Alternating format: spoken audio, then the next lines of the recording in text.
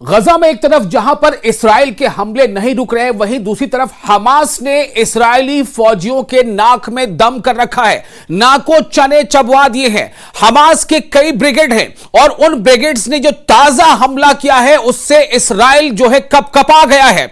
इस्राएल के फौजियों में बेचैनी तारी हो गई है। इस्राएल के फौजियों का दिल का हाल यह है कि वो कोई गजा में जाकर लड़ने को तैयार नहीं है। हम ये बात क्यों कर रहे हैं? हम ये बात इसलिए कर रहे हैं कि ताजा हमले में हमास ने इस्राएली फौजियों को घेर घेर कर मारा है, और न सिर्फ घेर घेर कर मारा है बल्कि इस तरह से हमला किया है कि जब इस्राएली फौजी जख्मी हुए, उन्हें गोलियां लगी, तो उसके बाद उनके रेस्क्यू के लिए जो पीछे से फोर्स आई उसको भी हमास के लड़ाकों ने निशाना बनाया। और जो जानकारी आपको हम दे रहे हैं उसके मुताबिक ये जो ताजा हमला हुआ है वो शुमाली गजा की पट्टी में, शुमाली गजा, शुमाल यानी नॉर्थ, शुमाली गजा की पट्टी में बैत हनून के हमले में 19 से ज्यादा इस्राएली फौजी मारे गए हैं, हलाक हो गए हैं। यह बहुत बड़ी तादाद है, क्योंकि इस्राएल के पास, इस्राएल के फौजियों के पास जिस तरह से हाईटेक आर्म्स एंड एम्युनिशंस हैं, बख्तरबंद गाड़ियां हैं, सपोर्ट में एयर जो है फोर्स का उसका हिस्सा है, हेलीकॉप्टर से निगरानी है, उसके बावजूद अगर 19, 20, 21 लोग अगर मारे जाएं, और वो कोई लोग नहीं है बल्कि इस्राएल के जो ट्रेनिंग पाए हुए तमाम के तमाम फौजी हैं, ट्रेंड फौजी हैं, तो ये एक बहुत बड़ी कार्रवाई हुई है। और इस्राएली फौजियों को हमास के लड़ाकों ने, हमास के जो वहां पर फाइटर्स हैं, उन्होंने निशाना बनाया है। कई ऐसे इलाके हैं जहां पर इस्राएली फौजी अब वहां जाने से डरते हैं। उन्हें इस बात का डर समा गया है कि अगर गजा की पट्टी में ज्यादा अंदर गए तो कहीं मौत जो है वो इनाम में ना मिल जाए, क्योंकि हालांकि वो आर्मी के जवान हैं, हाईटेक आर्म्स से लैस हैं, उनको हर तरह की निगरानी के बीच रखा जाता है, उनको हर तरह का सपोर्ट मिलता है। लेकिन जिस तरह से हमास के लड़ाकों ने अपनी जान को हथेली पे लेकर, और ये समझते हुए कि हम तो सर पे कफर बांध कर लड़ रहे हैं, उन्होंने इस्राएली फौजियों को निशाना बनाया। देखिए ये वो तस्वीरें हैं, ये जवानों की तस्वीरें हैं, इस्राएली फौजियों की, ये आईडीएफ के मेंबर्स हैं। कुछ तस्वीरें यहां पर थी जो हमने आपको दिखाई। लगातार हमारी कोशिश है कि आपको वहां के हालात से हम रूबरू कराते रहें। आपको बता दें कि यह वाकया फौज की जानिब से शुमाली पट्टी के बैत हनून में ऑपरेशन के फ्रेमवर्क के अंदर पेश आया। गजा के शहर सिदरुत शहर के सामने है। जी हां, गजा के सिदरुत शहर के सामने ये वो तस्वीरें, 2-3 तस्वीरें, 4 तस्वीरें, जितनी हमें रिपोर्ट्स में इकट्ठा हो पाई हम आपको दिखा रहे हैं। लेकिन जो रिपोर्ट है, जिस तरह से वहां पर एम्बुश किया है, यानी कि एक तरह से यह माना जाता है कि जो गजा में इस्राएली फौजियों का जो काफिला गुजरता है उसके कई पैटर्न्स हैं। कई बार तो यह होता है कि तमाम फौजी एक के बाद एक उनकी गाड़ियां जो है आगे पीछे चलती हैं। कई बार यह होता है कि 4 गाड़ियों का काफिला एक साथ, उसके बाद एक लंबा फासला होता है, उसके बाद फिर से 4 गाड़ियां।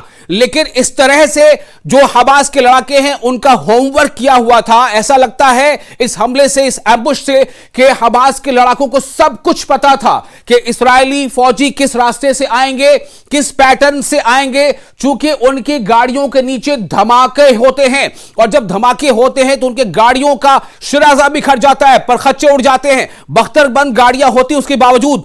और इन धमाकों के बाद अगर कोई उसमें मर गया तो वो एक अलग बात है, लेकिन जो फौजी जख्मी होते हैं वो वहां से भागना शुरू करते हैं, और भागते हुए अपनी जान बचाने की कोशिश करते हैं। जान बचाने की इस कोशिश में वो कई बार जो गजा की पट्टी में अलग अलग गलियों में या घरों में चले जाते हैं, या वहां बचने की कोशिश करते हैं। उन्हें लगता है कि शायद यहां के लोग वो नहीं है कोई, लेकिन तब शुरू होता है उनका पीछा। और साथ ही साथ ये कि जब रेस्क्यू के लिए कोई वहां पर टुकड़ी पहुंचती है तो रेस्क्यू टुकड़ी का भी वहां पर स्वागत करते हैं हमास के लड़ाके। किस तरह से स्वागत करते हैं आप समझ सकते हैं, उनका कैसे इस्तकबाल होता है। यानी हमास के लड़ाकों को यह पता होता है कि अब रेस्क्यू के लिए जो फौज का जो हिस्सा पहुंचेगा उनका कैसे इस्तकबाल करना है, उनको कैसे निशाने पर लेना है। तो ये वो हालात हैं जिसके नतीजे में 19, जो पहली रिपोर्ट आई है तहकीकाती रिपोर्ट के मुताबिक, 19 आईडीएफ के जो फौजी हैं, इस्राएली डिफेंस फोर्स, आप देखिए ये वो तस्वीरें हैं, इनमें से चंद तस्वीरें आपको हम दिखा पा रहे हैं। तो ये वहां पर हालत है। शुमाली गजा के बैत हनून में हमास की तरफ से तबाहकुन घात लगाकर, इसी को कहते हैं एम्बुश, घात लगाकर किए जाने वाले हमले में 19 या उससे ज्यादा फौजी हलाक होने की खबर आ रही है। इस्राएली फौज को बड़ा झटका लगा है। एक तरफ जहां बेंयामिन नेतन्याहू अमेरिका में हैं, वो डोनाल्ड ट्रंप के साथ डिनर के टेबल पे बैठे, लेकिन शायद उनको यह खबर मिली भी कि नहीं मिली। अगर मिली तो सोचिए उनके खाने का मजा कितना बिगड़ गया होगा। जी हां, बेंयामिन नेतन्याहू जो अमेरिका में है, लेकिन आईडीएफ यानी इस्राएल के फौजी वो गजा की पट्टियों में वो सबसे दर्दनाक और सबसे खतरनाक दौर से गुजर रहे हैं, जब उनकी आंखों के सामने उनके दूसरे फौजी, साथी फौजी मारे जा रहे हैं। हमास ये हमले क्यों कर रहा है? हमास ये हमले इसलिए कर रहा है कि हमास का यह कहना है कि इस्राएली फौजियों ने लगातार गजा के लोगों पर, निहत्थे लोगों पर, बच्चों पर, महिलाओं पर, ख्वातीन पर बम बरसाए हैं। यहां तक कि जो लोग कमजोर हालत में, भूखी हालत में एड सेंटर के करीब पहुंचते हैं तो वहां पर जो है इस्राएल के फौजी उन पर गोलियां चला देते हैं। वो तमाम बातें हैं जिसको लेकर जो इस्राएल के फौजी वहां पर हैं, उन्हें इन हालात का सामना करना पड़ रहा है कि घात लगाकर उन पर हमले किए जा रहे हैं। और आप सोचें कि 19-20, बल्कि एक रिपोर्ट में तो इनकी तादाद 21 से ज्यादा बताई गई है, लेकिन हम उसकी तस्दीक नहीं करते। लेकिन अगर 19 भी मान लेते, बहुत बड़ा झटका है इस्राएल को। यह जंग के खूरेज तरीन दिनों में से एक है जिसमें इस्राएल को इतनी बड़ी तादाद में नुकसान उठाना पड़ रहा है। आपको हमने लगातार बताया है कि हालिया महीनों में जिस तरह से एक तरफ जहां बातचीत का सिलसिला जारी है, यह तासुर दिया जा रहा है कि सीज फायर फिर से हो जाएगा, जंगबंदी फिर से हो जाएगी, इस्राएली फौजी हमले बंद कर देंगे। लेकिन वहीं दूसरी तरफ यह देखा गया कि गजा की पट्टी पर कई बार रिहायशी इलाकों में, टेंट पर, अस्पतालों में, स्कूलों में इस्राएल के फौजियों ने बम बरसाए हैं, ऐसी रिपोर्ट्स आई हैं। और इस दौरान हर दिन कोई ऐसा दिन नहीं गुजरा है जब गजा में 40, 50 या 60 लोगों की मौतें ना हुई हो। खुद इसको लेकर के अब कई अलग अलग मुल्कों के जो सेनेटर्स हैं, उन्होंने भी अपनी नाराजगी जताई है। तो इन हालात में हमास भी उन्हें कड़ी टक्कर दे रहा है। हमास के लड़ाके गजा की पट्टी में इस्राएली फौजियों को चुन चुन कर भून रहे हैं और उन्हें निशाना बना रहे हैं, जबकि वो बख्तरबंद गाड़ियों में होते हैं।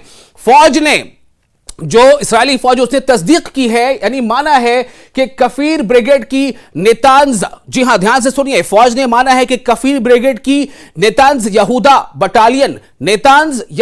बटालियन के 5 फौजी जो है एक जोरदार धमाके में मारे गए। उसके बाद इसकी तादाद बढ़ती चली गई। इस अचानक हमले में 14 दीगर जख्मी हुए, यह पहली रिपोर्ट आई थी। और जिस तरह से इसमें मजीद जानकारी सामने आ रही है, उससे यह लग रहा है कि एक बड़ी तबाही है। अब आपको बताते हैं कि इस्राएल को परेशान करने वाला सिर्फ हमास ही नहीं है। हमास को तो इस्राएल खत्म नहीं कर पाया, तो साबित हो गया। एक और ताकत है, वो है यमन के हौसी बागी।